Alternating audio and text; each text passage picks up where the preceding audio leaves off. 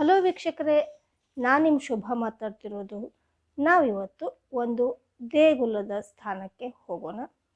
ಮನುಷ್ಯನಿಗೆ ಪ್ರತಿ ಒಂದು ಕ್ಷಣ ಬೇಸರ ಏನಾದರೂ ಆಗ್ತಾಯಿದ್ರೆ ಆ ಬೇಸರ ಆಗಲಿ ಅಥವಾ ಒಂದು ಬದಲಾವಣೆ ಆಗಬೇಕು ಅಂಥೇಳಿ ಬಯಸಿದರೆ ನಾವು ಸಾಮಾನ್ಯವಾಗಿ ದೇವಸ್ಥಾನಕ್ಕೋ ಪಾರ್ಕಿಗೋ ಎಲ್ಲ ಕಡೆ ಅಥವಾ ನಮಗೆ ಯಾವುದು ಇಷ್ಟವಾದ ಪ್ರದೇಶನೋ ಅಲ್ಲಿ ಹೋಗ್ತಾ ಇರ್ತೀವಿ. ಹಾಗೆಯೇ ಈಗ ಒಂದು ಪ್ರದೇಶಕ್ಕೆ ನಾವು ಹೋಗುವಂತಹ ಒಂದು ವಿಡಿಯೋವನ್ನು ನಾವು ನಿಮಗೆ ಬಿಡ್ತಾ ಇದ್ದೀವಿ. ಆ ದೇಗುಲ ಯಾವುದಪ್ಪ ಅಂತಂದರೆ ಕೊಟ್ಟೂರು ಕ್ಷೇತ್ರ ಅಂಥೇಳಿ ಹೇಳ್ಬೋದು. ಶ್ರೀ ಗುರು ಕೊಟ್ಟೂರು ಸ್ವಾಮಿಗಳೇ ಜೀವಂತ ಸಮಾಧಿಯಾದ ಕ್ಷೇತ್ರ ಅಂಥೇಳಿ ನಾವು ಹೇಳ್ತೀವಿ. ಈ ಕೊಟ್ಟೂರು ಕ್ಷೇತ್ರದಲ್ಲಿ ಮುಖ್ಯವಾಗಿ ಮೂಲ ನಕ್ಷತ್ರದಲ್ಲಿ ಫೆಬ್ರವರಿಯಲ್ಲಿ ಇದು ರಥ ಎಳೆಯುತ್ತದೆ ಅಂತ ಹೇಳಿ ಹೇಳ್ತಾರೆ.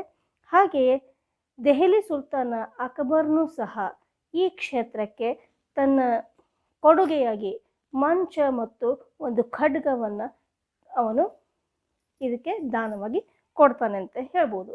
ಈಗಲೂ ಕೂಡ ದಿನನಿತ್ಯನೂ ಸಾವಿರಾರು ಭಕ್ತರಿಗೆ ಅನ್ನದಾನ ಅಥವಾ ಅನ್ನದಾಸೋಹವನ್ನು ಇಲ್ಲಿ ನೀಡ್ತಾರೆ ಅಂತ ಹೇಳಿ ನಾವು ಹೇಳ್ತೇವೆ. ಹಾಗೆ ಗೋಧಿ ಪ್ರಸಾದ, ಗೋಧಿ ಪಾಯಸ ಮತ್ತು ಒಂಥರ ಪಲ್ಯ, ಅನ್ನದಾಸೋಹವನ್ನು ನಮಗೆ ಎಲ್ಲರಿಗೂ ಕೊಡ್ತಾರೆ ಅಂಥೇಳಿ ಹೇಳ್ಬೋದು.